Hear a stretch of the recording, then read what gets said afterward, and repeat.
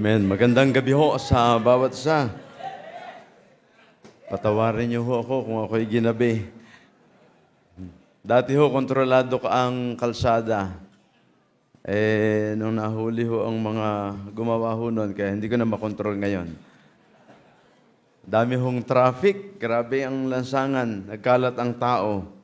Pero wala naman hong welga doon sa amin. Amen. Magandang gabi po at salamat sa privilege na makapangaral ng salita ng Diyos. Hindi pa po ako nahinga pagkababa po ng sasakyan eh. Tumalo na ho ako eh. Buti nasalo ko ni Preacher Mel Jun. Kung alam kong nandito si Preacher Mel Jun, sana tinagal-tagalan ko eh.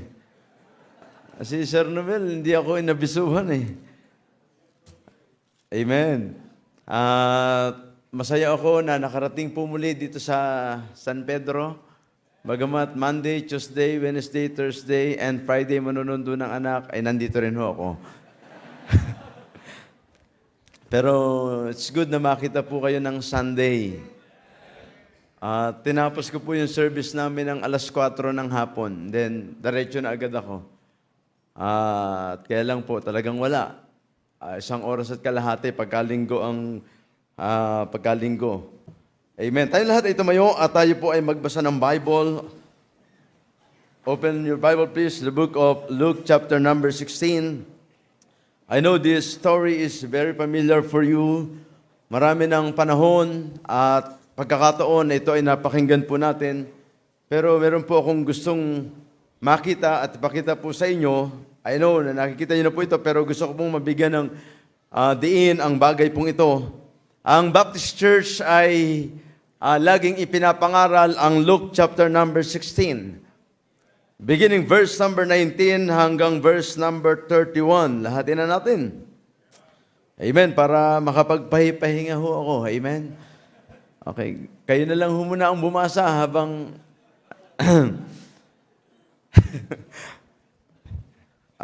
sandali lang po Pagka-preach ko po, hindi na ho ako uminom. Ngayon pa lang ho ako iinom. Amen. Luke chapter 16, verse number 19, down to verse number 31. Let's read it responsibly. The Bible says in verse number 19, there was a certain rich man, which was clothed in a purple and fine linen, and fared sumptuously every day. Verse 20.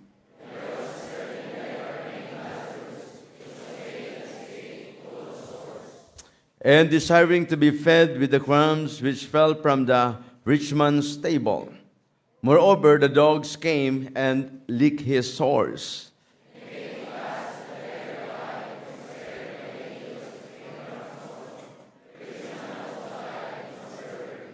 And in hell, sabi ng Bible, and in hell, he lifted up his eyes, being in torments. And sit Abraham afar off, and Lazarus in his bosom.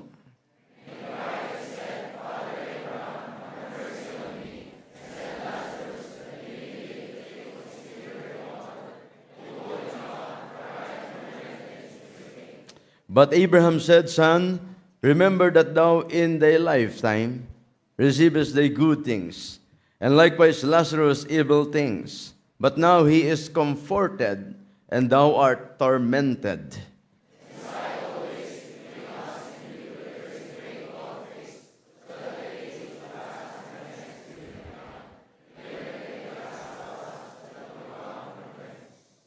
Then he said, I pray thee, therefore, Father, that thou wouldest send him to my father's house.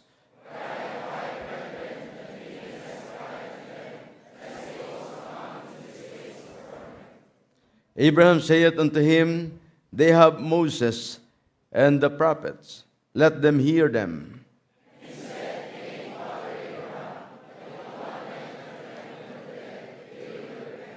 Verse 31, ready read. And he said unto him, If they hear not Moses, the prophets, neither will they be persuaded, though one rose from the dead.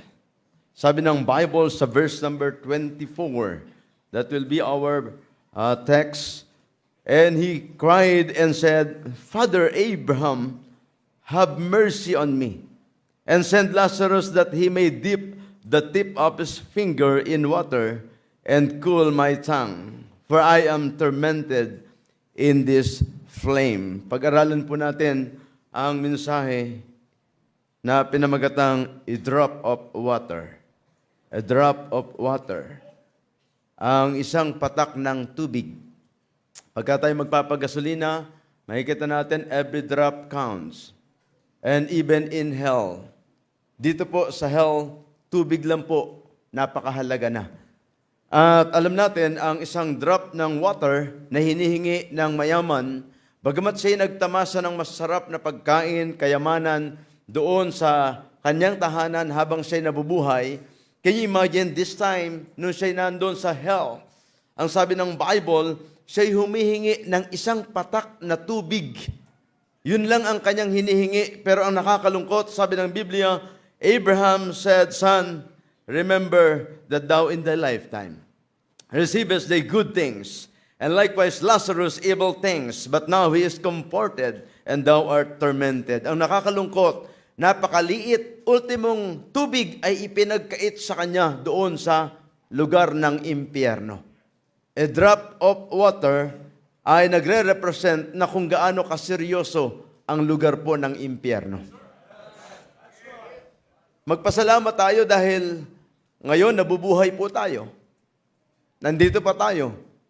Pero kung hindi ka paligtas, yung drop ng tubig, yung patak ng tubig, ang hihingin mo doon sa impyerno, deny ka pa. Kaya nga, if I were you this morning, this evening, ang pinakamagandang gagawin mo sa buhay mo, manampalataya ka, tanggapin mo ang Panginoon Kristo bilang tagapagligtas. Pero sa ating mga mananampalataya, napakahalaga ng mensahe po nito. Hindi tayo dapat basta na dyan nakaupo sa upuan, tagabutas ng upuan, or hindi tayo basta maghihintay ng pagbabalik ng Panginoon, or hindi tayo basta poporma pagka Sunday, nakabarong, pagka Monday hanggang Saturday ay nakasando, pahubad-hubad at wala tayong ginagawa sa gawain ng Panginoon. Tayo muna ay manalangin. Let's pray. Panginoon, salamat po sa iyong biyaya. Salamat sa privilege ng salita mo ay maipahayag. Salamat po, dakilang Diyos, sa mensaheng ipinagkaloob niyo po sa amin ngayon pong gabi. Pagpalain niyo po ang iyong mga anak. Samahan niyo po kami as we go on sa aming pong pag-aaral. Salamat po kay Dr. Ed. Salamat sa kanyang influence, Panginoon, na magkaroon po kami ng pag-ibig sa kaluluwa. Salamat sa mga miyembro ng simbahan na sila po ay patuloy na nag-aakay ng kaluluwa. At kung meron mo sa aming kalagitnaan na hindi pa po, dakilang Diyos, nagkakaroon ng pagkakataon na mag-akay ng kaluluwa, help them, O God. Nawa ang mensaheng ito'y gamitin niyo po. Hindi po ako, Panginoon, sa aking sarili, wala po akong magagawa. I just want to be a blessing, Panginoon, sa pamagitan po ng iyong salita. Kung hindi niyo po ako gagamitin, wala po akong magagawa, Panginoon. Samahan niyo po kami, Panginoon. Salamat po sa privilege. Dalangin po namin sa pangalan po ni Jesus. Amen. Amen. Amen. Thank you. Please be seated. A drop of water.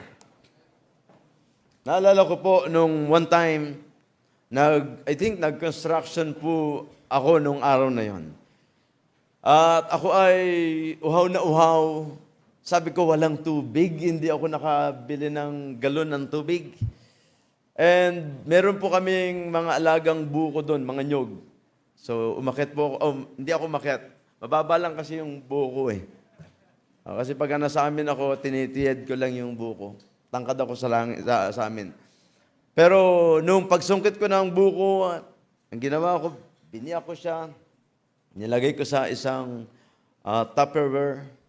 Pagkatapos ay, yun, nakakuha ko ng 3 buko. So madami-dami na to. Sabi ko, doon ka na iinumin sa loob at lalagyan ko ng yelo. Hawak ko yung itak, hawak ko yung Tupperware. Pagtayo ko, tumama yung itak doon sa hagdan, nabitawan ko yung sabaw ng buko. Sabi ko, pambihira. Tumaob yung Tupperware, nalalagyan ng sabaw ng buko. Imagine, so disappointed talaga. Sabi ko, pambira, wala nang buko, last na yun. At wala akong iinumin. Alam niyo yun, kapatid, may mga pagkakataong, sabi ko, pambira, may natirang kaunting tulo doon sa balat ng buko, doon sa bao ng buko, at yun yung tsinaga ko, at talaga namang halos pigain ko yung bunot ng nyog ng buko. Wala talaga. Isang patak lang ang aking nakamtan. Imagine, kapatid, look at this verse, sabi ng Bible, sa Luke chapter number 16, and he cried and said, Father Abraham, have mercy on me and send Lazarus that he may dip the tip of his finger in water and cool my tongue. Isang patak ng tubig lang ang hinihingi ng mayaman na ito, pero sinabi ni Abraham, indirectly, hindi na pwede. Sapagkat naalala mo ba nung ikaw ay nasa lupa, nagtamasa ka ng kayamanan at lahat ng karangyaan, pero si Lazaro ay hindi nakaranas ng bagay yan. Si Lazaro ay naririto at siya'y inaaliw. At ikaw ay napaparusahan dahil merong isang bagay kang hindi napaghandaan, na isang araw ikaw ay mamamatay. Mapatid, tandaan po natin, unang bagay na nais kong ibigay po sa inyo, number one, we can see here the shortness of life. The shortness of life.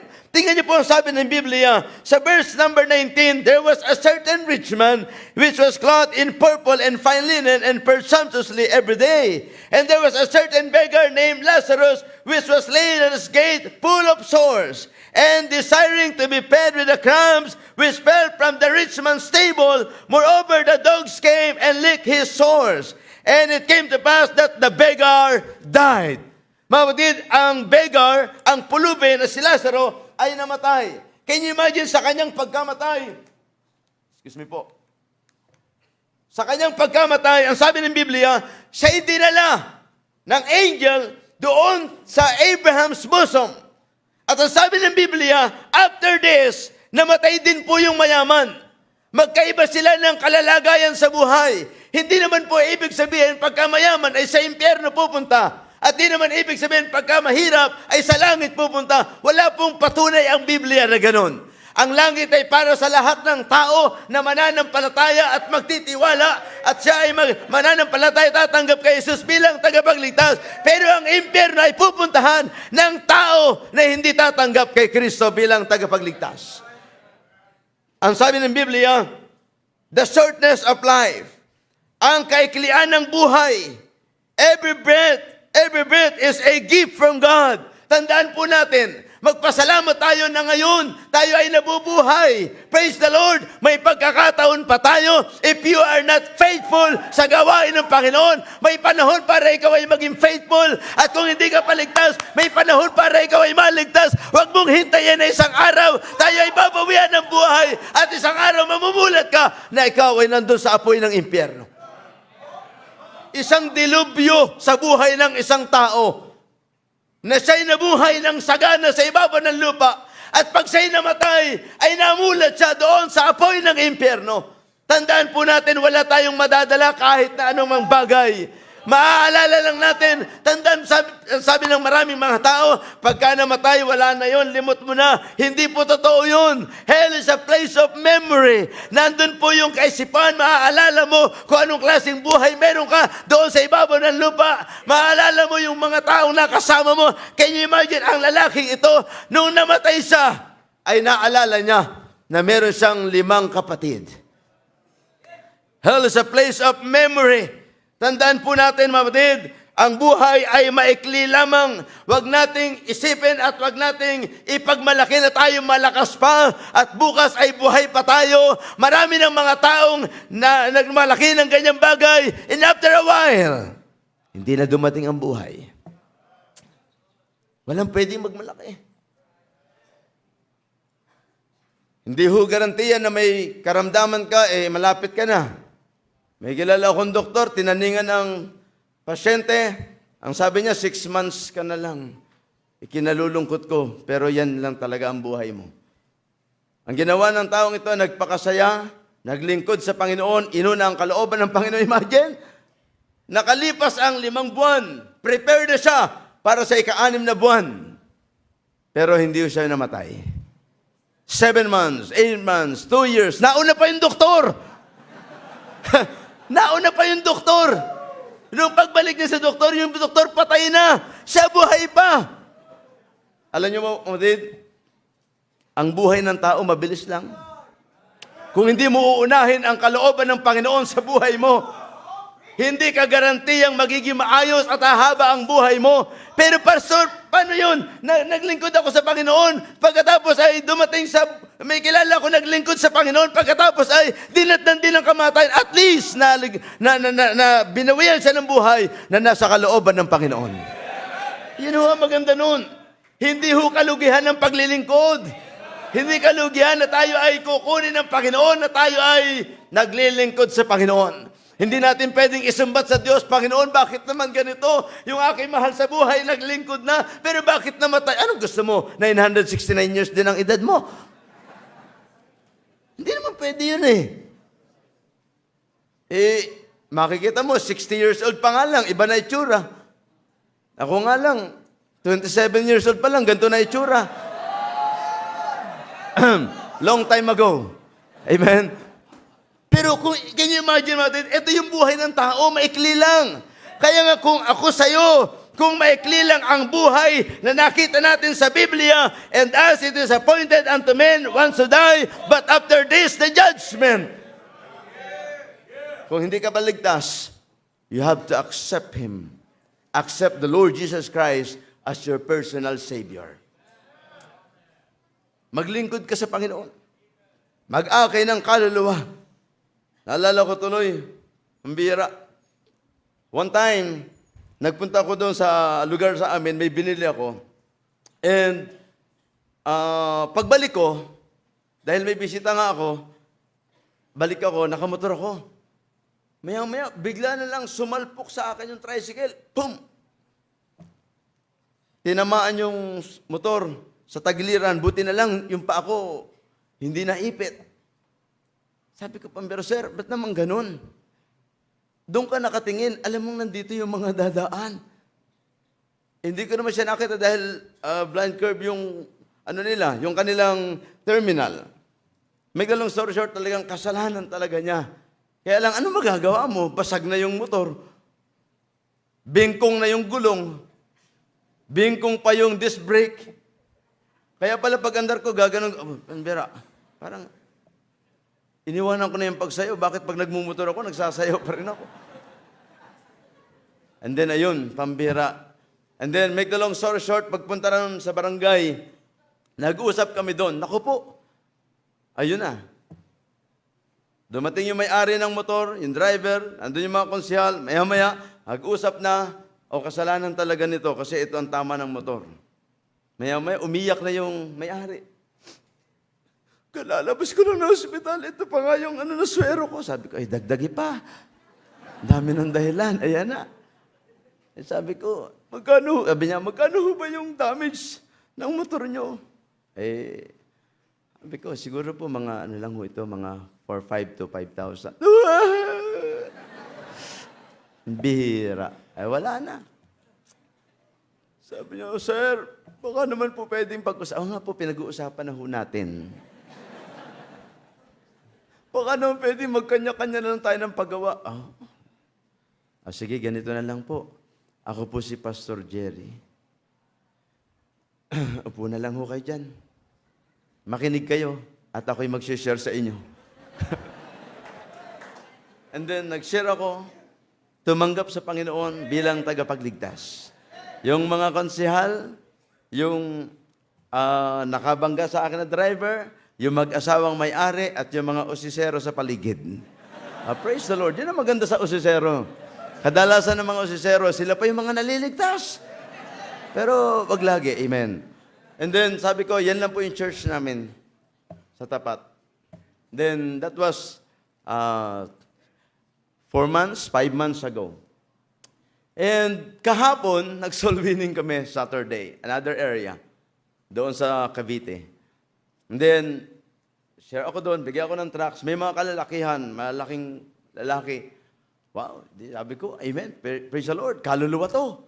And then, siniran ko, and then, binigyan ko ng tracts, siniran ko, maya-maya, sabi niya, ikaw yung, tanda kita, ikaw ba yung sa may kampo, sa may barangay hall na pastor? ikaw yung nagpakilalang pastor? Sabi niya, ay, ikaw nga yun. Sabi ko, opo. Yun nga po, sa Baptist Church po. Ikaw nga, tanda kita. Ikaw yung bumangga sa tricycle namin. Sabi ko, wala. Ako pa ang may kasalanan ngayon.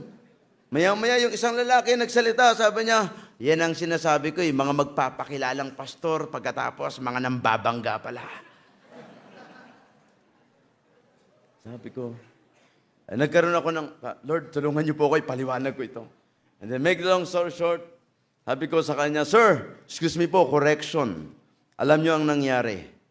Yung driver niyo ang bumangga sa akin. Hindi ho kayo nagbayad, hindi ko na kayo pinagbayad, ipinag-pray ko pa ho kayo. Tandaan niyo ho ba yun? Sabi niya, oo. Natandaan niya. Bumalik sa alaala niya. Pagkatapos sabi ko, Sir, mali ho yung akusasyon. Yun naman pala hindi naman pala yun masamang pastor eh. Sige, pastor, makikinig kami. Right there, nag-preach ako ng gospel. Salamat sa Panginoon, tumanggap sila sa Panginoon bilang tagapagligtas. Alam niyo, may mga ganong pagkakataon, may mga ganong senaryo. Kaya nga mapalad sila dahil ang binangga nila, pastor. Eh, paano kung INC ang binangga nila? Di ba? Paano kung dating doon ang binangga nila? Sabi ko nga, salamat na lamang sa Panginoon na pagdating sa langit, kung talagang sila tumanggap sa Panginoon, magkikita-kita kami. Kung hindi sila naniwala at nanampalataya, wala na akong magagawa. I'm free from the blood of those people. Kaya nga, alam niyo po, kapatid, dito po, nakikita natin ang isang seryosong bagay na hinihingi ng lalaking ito, isang patak ng tubig. Can you imagine? Isang patak ng tubig ang hinihingi. Napakasimpleng bagay. Patak ng tubig ang kanyang hinihingi. Pero sabi ni Abraham, no. Naalala mo ba yung buhay mo noon? Ito po ay seryosong bagay. Dahil ang sabi ng lalaking ito, and he cried and said, Father Abraham, have mercy on me, and send Lazarus that he may dip the tip of his finger in water and cool my tongue. Umiiyak, sumisigaw, nagmamakaawa. Seryosong bagay ang hinihingi niya. At seryoso siya nung hinihingi niya ang isang patak ng tubig. Na nagpapakita na nung nabubuhay siya, hindi niya kailangan yun. Pero nung siya'y namatay na, kailangan niya para maalwa na naman siya sa hirap na kanyang nararanasan. The shortness of life.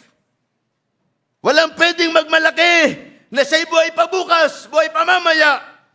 James chapter 14, 4:14, sabi ng Biblia, whereas you know not what shall be on the morrow, for what is your life? It is even a vapor that appeareth for a little time and then vanisheth away. Ganyan ho ang buhay natin. For that you ought to say, if the Lord will, we shall live and do this or that. Mga kapatid, si Methuselah ay nabuhay ng 969 years. Pero yan po ay maikling panahon lang. Samantalang sa panahon natin in the Bible, sa Book of Psalms, we have only 70 years. Noong panahon yun. At kung malakas, aabot pa ng 80 and more than that. Pero grabe na po ang kahirapan. Pero salamat sa Panginoon na ngayon ang pagkakataon, kung meron ka mang bagay na hindi nagagawa sa panawagan o kalooban ng Panginoon, it's about time para gawin natin ang bagay na ito. And be faithful. Kung ikaw ay napalayo, nag-backslide, lumayo sa kalooban ng Panginoon, panahon para tayo ay bumalik. Hanggat hindi pa bumabalik ang Panginoon, hanggat hindi pa tayo binabawian ng buhay, hey, listen to me very carefully. Maikli lamang ang buhay ng tao. Huwag mong sayangin. Minsan lang ho tayo mabuhay. Kaya nga naging prinsipyo namin, kami nasa Santa Cruz, minsan lang tayo maglingkod tayo na para bang last na ang buhay natin. Ngayon pa ba tayo magpapabanjing-banjing? Ngayon pa ba tayo magpapahapyaw-hapyaw sa paglilingkod? Samantalang ang tindi na hunang nangyayari sa panahon. Ang kailangan po natin ay maging faithful. Maikli lamang ang buhay. Maikli lamang ang buhay. Amen. the shortness of life. Pangalawa po, the suffering of man in hell.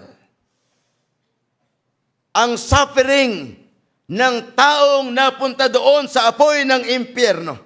Sabi ng Biblia, the rich man said, I am tormented in this flame. Amen. To reveal the seriousness of sin.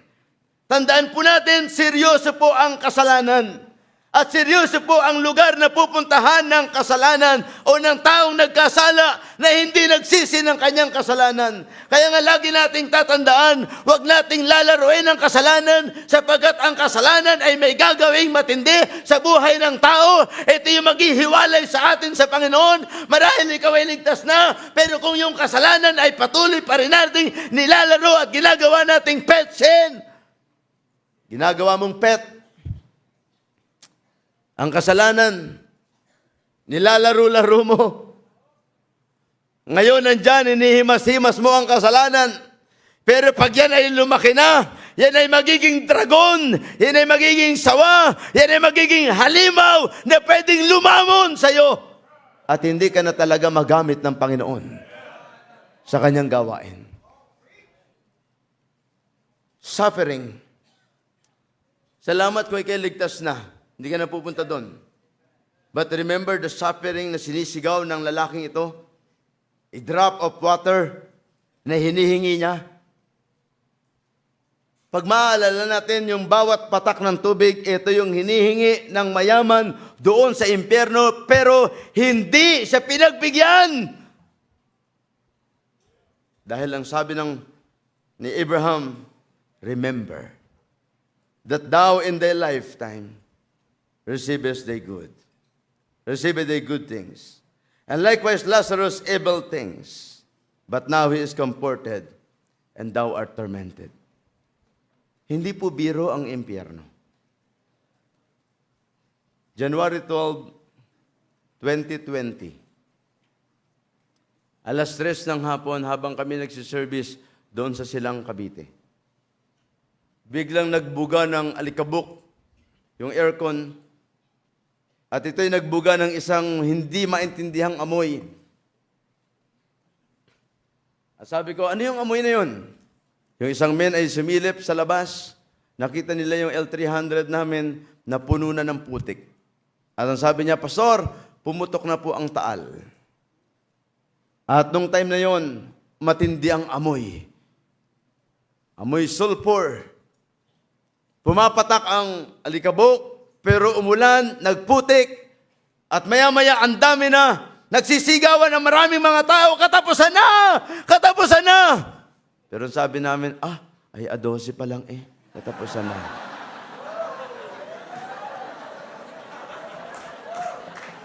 Pero sila'y seryosong sumisigaw. Ang sabi namin, 12 pa lang. January 12, 2020. Nung sinilip namin ang bulkan, matapos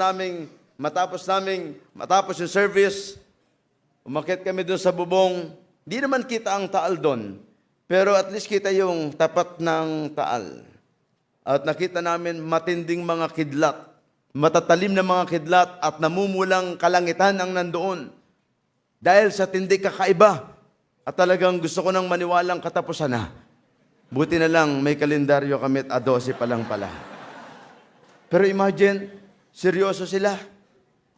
Nagpapanik ang tao, papunta rito, papunta ron. Imagine, yung mula doon sa mission house, hanggang doon sa lugar na kung saan ay bypass or highway, ay binibiyahe namin about 15 minutes. Pero nung maghatid ako ng bisita nung time na yon, 3 hours naming biniyahe. Balikan. Dahil ang lahat ng sasakyan ay pababa. Nag-uuna-unahan. Dahil ang iniisip nila isang delikadong bagay. Taal pa lang ang sumabog. Hindi pa po yun impyerno. Tambutso pa lamang ng impyerno ang sumabog. Pero saan nanggaling yung init na yon? Saan nanggaling yung apoy na yon na nagagaling doon sa bibig ng bulkan? Ano sinasabi ho ng Biblia? Kapatid, sa Deuteronomy 32 verse 22, ang sabi ng Biblia, "For a fire is kindled in mine anger, and shall burn unto the lowest hell, and shall consume the earth with her increase, and set on fire the foundation of mountains." Nag-set ng fire ang Diyos doon sa foundation ng mountain. Maraming mga taong hindi naniniwala sa impyerno. Pero naniniwala sila na merong core. Yung core ng science ay impyerno sa Biblia.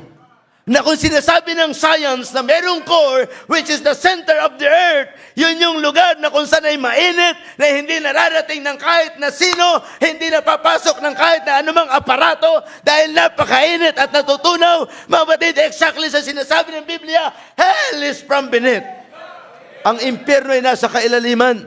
Hindi po ito nagbibiro. Mamatid, ang sabi ng Biblia, hell from beneath is moved for thee to meet thee at thy coming. At ang sabi ng Biblia, ang impyerno ay lumuluang sa ganang kanya. Sa dami ng taong pumupunta sa hell, imagine, anong klaseng itsura kaya ng tao pagka naandun sa hell? Kaya nga pumutid, makikita natin the shortness of life, the suffering of man in hell. Siya'y umiiyak, siya'y sumisigaw, siya'y tumatangis, nagmamakaawa, mga kapatid, and eventually, sa panahon po ng tinatawag na Great White Throne Judgment, magkakaroon sila ng kaunting kapahingahan. Ang katawan sa sementeryo at ang kaluluwa sa impyerno ay pagsasamahin at haharap sa Great White Throne Judgment. Hindi siya magiging glorified body, siya magiging literal na katawan na nasasaktan, na nahahawakan, na may dungis at nakakaramdam ng init. Ang sabi ng Biblia sa Book of Revelation chapter 20 verse number 15, "Whosoever was not found written in the book of life was cast into the lake of fire." Kapatid, pakinggan mo, merong lake of fire. Hindi lang po impyerno ang meron po sa panahong ito. Eventually, hahanguin sila doon sa hell at yung katawan ay pagsasamahin, magiging literal na katawan at haharap doon sa trono ng Panginoon. At ang sino mang hindi masumpungan ng kanyang pangalan sa aklat ng buhay ay ibinulid sa lawa ng apoy. At doon ang magpakailan-kailan paman. Nakakalungkot. Naisipin baka mamaya meron tayong mahal sa buhay na nandun. Dahil sa katamaran natin sa pag-aakay ng kaluluwa. Dahil sa buhay natin, pagka linggo tayo ay Kristiyano, pero pagka Monday hanggang Friday, tayo ay makamundo. Naghahanap ang tao ng pruweba sa pagiging Kristiyano natin. Gusto na sana nilang maligtas. Pero anong pruweba? Dahil ang buhay natin ay iba sa sinasabi natin na may apoy ng impyerno, may langit, pumunta ka sa church at ikaw ay mababago, pero pagka Lunes, ikaw ay nasa sabungan, nasa bilyaran at nasa inuman. Yan ba ang sinasabi nating pagbabago na ipinapakita natin sa iba? That's why may mga taong hindi naniniwala sa ating pinagsasasabi. Dapat sana kung ano sinasabi nito, yun yung nasa buhay natin. Na kung sinasabi natin na tayo ay patungo sa langit, mukha ka bang panlangit? Pagka ba Lunes, tayo ba itsurang panlangit? Ngayong oras na ito, ang ganda ng suot mo. Pero bukas, ano kayang itsura mo? We have to show our testimony as Christian. Na nagsasabing tayo ay patungo sa langit, pero nasan ang pruwebang ikaw ay patungo ng langit? Invite kita sa church. Anong meron sa church nyo? Word of God, nagbabago ng buhay. Ba't ganyan ang buhay mo? Bakit pagka Lunes hanggang Sabado, parang tambutso ang bibig mo? Bakit lahat na lamang ng klaseng alak ay tinitikman mo? Bakit lahat na lamang ng sugal ay alam mo? At isinasama mo pa ako.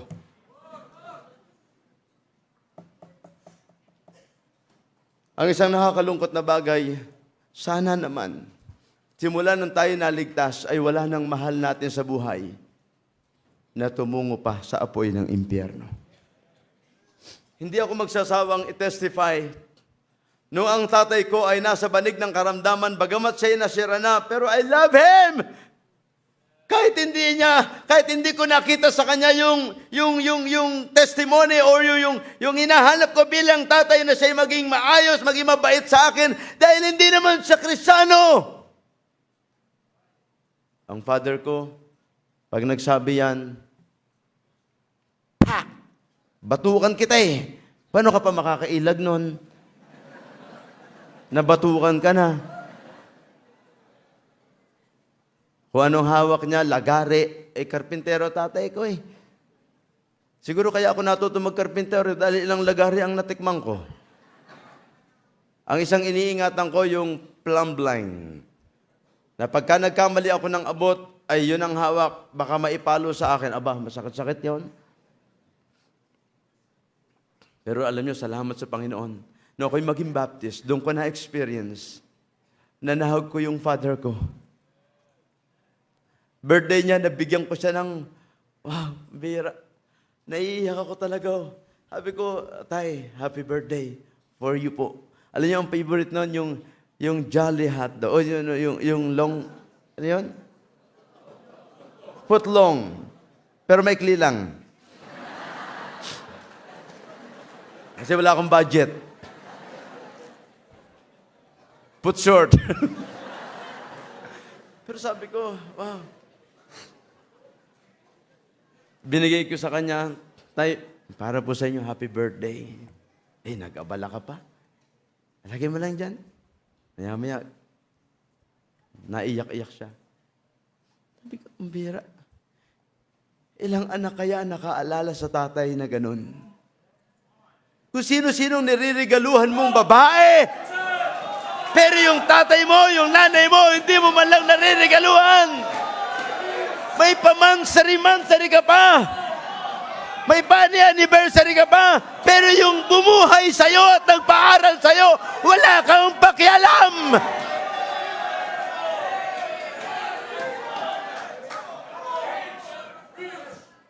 Noong time na yon, may karamdaman na si tatay. Nagkakarpintero pa rin. May furniture po kami. Pero yun ang kanyang trabaho. Walang gabi, walang araw, nakikita ko siya nagtatrabaho. Pero nung siya talagang tinigil na ang pagtatrabaho, sabi ng doktor, iuwi na ang pasyente.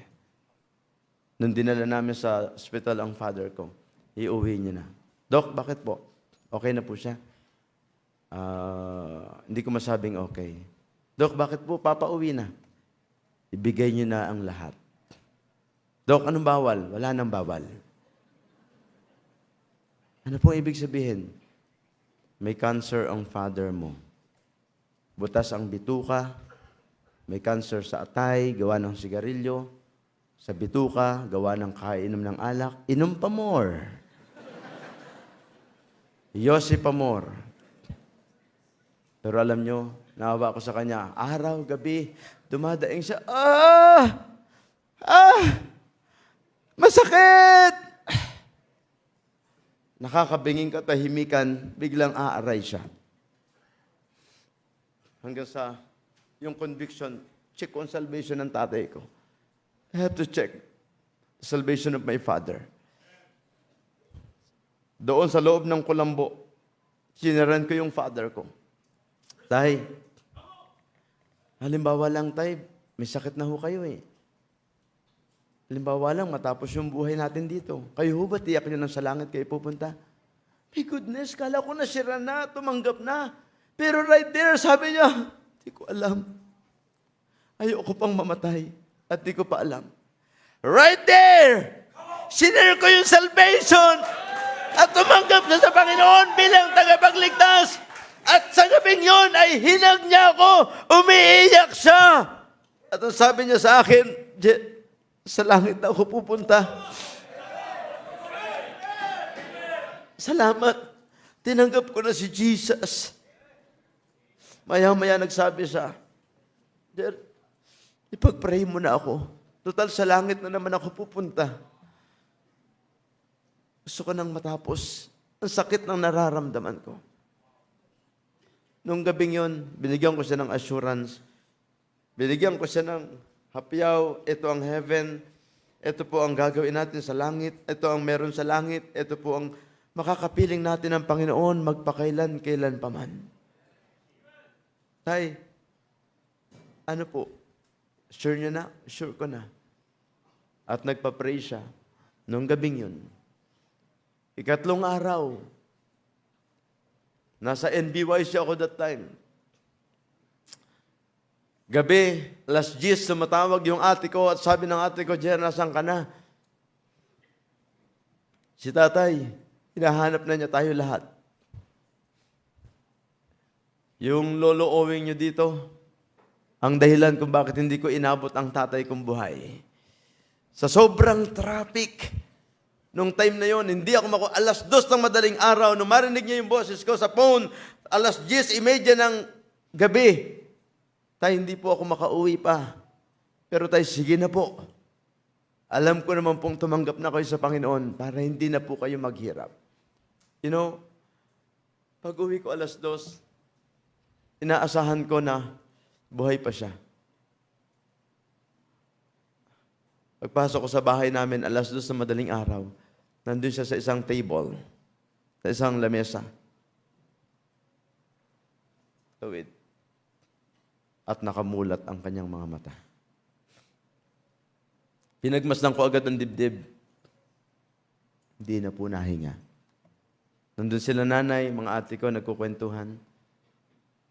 At sabi ng nanay ko, pagkarinig ng boses mo, bigla na siya ng lamig, tumaas yung kanyang mata, at humagok na. Sabi ko, wow. See you in heaven. And I know, He is in heaven right now. Magkikita kami doon.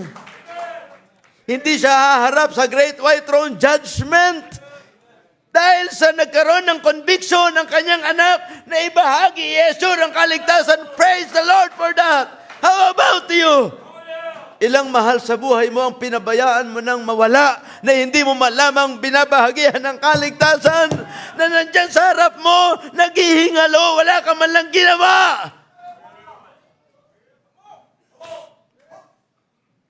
Isa rin ba siya sa hihingi ng patak ng tubig? At magsasabi, para maalba na naman ako. Huwag mong hayaan na mangyari yan. Napakaraming panahon at pagkakataon na meron tayo, huwag nating sayangin ang bagay na ito.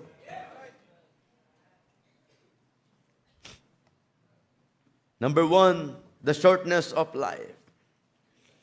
Number 2, the suffering of man in hell. Number 3, the seriousness of the place called hell. Seryoso po ang lugar ng impyerno. Sabi ng iba, Brad, okay lang. Pagka ako'y namatay, nandun naman tropa ko. Ha? Tropa mo? Na wala namang ginawang maganda sa'yo? Alam mo ba kung anong meron sa impyerno?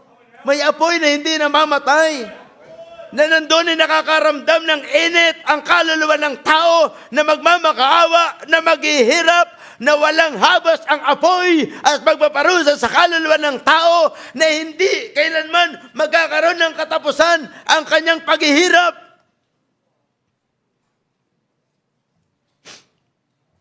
Seryosong lugar.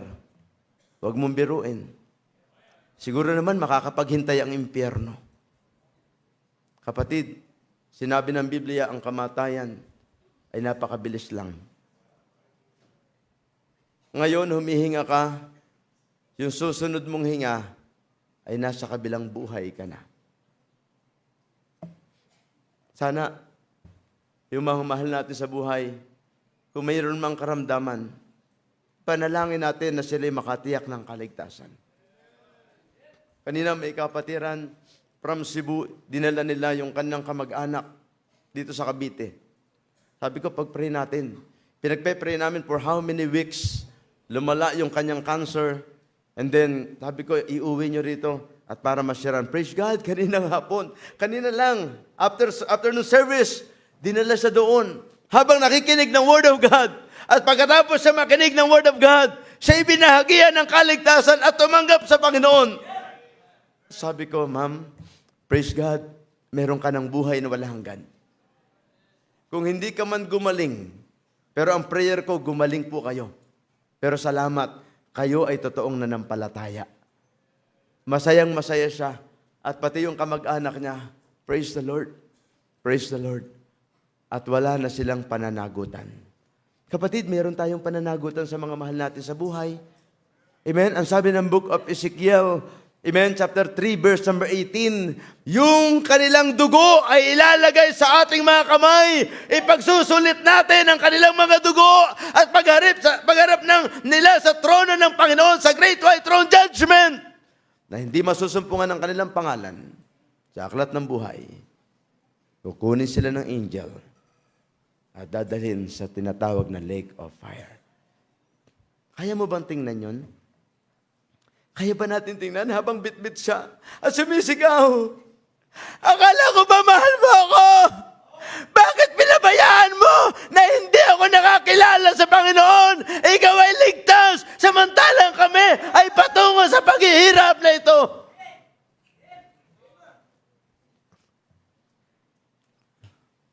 Kaya ba nating tanggapin ang bagay na ito? Hindi po ito drama. This is the reality in hell. Seryosong lugar ang apoy ng impyerno. Walang sinisino. At ang lake of fire, mabatid, ay hindi po rin niya sisinuhin si Satanas na doon sa pupunta at maghihirap magpakailan paman. Damay lang ang tao. Pero binigyan ng solusyon ng Panginoon nung siya'y bumaba sa lupa. Namatay sa krus ng Kalbaryo. This church cannot save you. Religion cannot save you. Your good works cannot save you. Personality cannot save you. Your educational attainment cannot save you. At kahit na anong yaman na meron ka, hindi yan na magliligtas sa'yo. Only the faith sa Panginoong Jesucristo. Nung siya'y nakapako sa krus, sinabi ng Panginoon, it is finished. Wala ka nang itutuloy. Ang kailangan mo nalang gawin is manampalataya. Kung ginawa mo na yan, praise God, meron ka ng buhay na walang hanggan. Pero hindi ka iniligtas para maupo lang. Ang sabi ng Luke chapter number 16, in verse number, kung titingnan natin ang verse number 28, for I have 5 brethren. Buti pa itong lalaking ito, nung nasa impyerno, nagkaroon ng real concern. Real concern. For I have 5 brethren that he may testify unto them, lest they also come into this place of torment. Ang kaseryosohan ng lugar ng impyerno. Nagbababala ang bawat araw sa bawat mananampalataya na may impyerno na ang tao pagka namatay, siya'y pupunta doon sa apoy ng impyerno at siya'y maghihirap doon. Huwag nating hayaan yung mga mahal natin sa buhay ay doon pupunta samantalang may paraan. Ang ipahayag natin ng Ebanghelyo. Huwag na nating pakialman yung mga Calvinist na yan. Ang trabahuhin natin yung trabaho natin. Huwag na nating pakialaman yung mga nagbabago ng pananampalataya. Huwag na nating pagchismisan yung mga bagay na yon. Ang pinakamagandang gawin natin, ituloy natin yung pag-aakay natin ng kaluluwa. Dahil sa mga bagay na yan, ay ginagamit ng kaaway para lalo tayong mahadlangan sa pag-aakay ng kaluluwa. That's none of our business. Our business is to spread out the gospel. Spread out the gospel. Pag may kapatid na nagtatanong, Pastor, Totoo po ba yung sinasabi ng Calvinist, wala ka nang pakialam dun. Mag-soul winning tayo. Mag-akay tayo ng kaluluwa.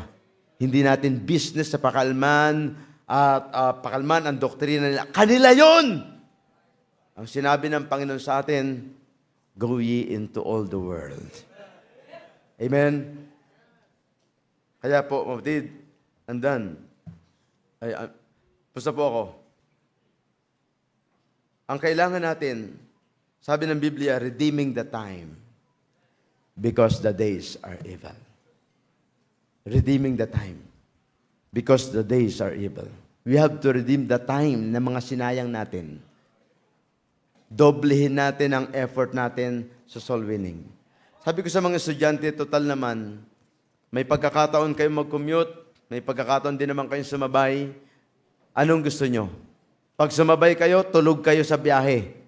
Kasi naghahatid ako ng mga anak dito pagka Monday. Pero pagka kayo nag-commute, napag-preach kayo ng gospel. Sabi nila, Pastor, nakakahiya po eh. Huwag kayo mahiya. Profesyon natin yan, trabaho natin yan. At pinili nila na, sige po Pastor, mag-commute na lang kami. And praise God. Lately, yung mga solso nila, 80, 100, 90. Bawat jeep, pinipili nila yung maraming sakay. May bus, may jeep, ilang sakayan. From San Pedro, from Silang to San Pedro, 4 na sakay. Sibi mo, 4 na jeep yung pagpipreachan nila, kailangan magkahiwalay sila para na sa ganun ay kanya-kanyang preach. I like that. Nung kami nasa Santa Cruz, ganun ang ginagawa namin. Nung second year, Island Schools Bible School, third year, nagpipreach kami. Kami may dala ng rice cooker. Magpe-pray na lang. Malalaglag pa yung rice cooker, gugulong pa. Nakaka-distract. Ay, kaninong rice cooker ho ito? Ay, hayaan niyo na po muna. Mag-pray ho tayo ng pagtanggap sa Panginoon. Siyo, pati doon gumagawa ang jablo. Pero I like it. I like it. I like preaching the gospel. Soul winning is the main thing! Amen! Ang main thing ng simbahan ay ang soul winning. Wala po tayong dapat na unahin. Hindi natin kailangan gumawa ng anumang bagay. Ang main thing natin ay ang pag-aakay ng kaluluwa. Kaya nga lumago ang simbahang ito eh. Dahil ang main thing ng simbahang ito ay soul winning. At ito lang din po yung ginagaya namin doon. Kung wala ho kayo, wala kami. Na kayo po ay ginagaya, kami po ay nakatingin sa inyo bilang mga nagpapatuloy sa lugar na to. Your encouragement to each and every one of us doon po sa Silang. Kaya nga magpatuloy po kayo. Sa biyaya ng Panginoon, kami ay humuhugot ng kalakasan sa Diyos. Ganon din po sa pagpapatuloy ninyo. Dahil nakikita namin kayong nagpapatuloy, lumalago. Salamat sa inyo pong pastor, sa atin pong pastor, Pastor Ed, na kahit napakaraming problema, yung main thing pa rin. Amen? Na kailangan po nating ipagpatuloy.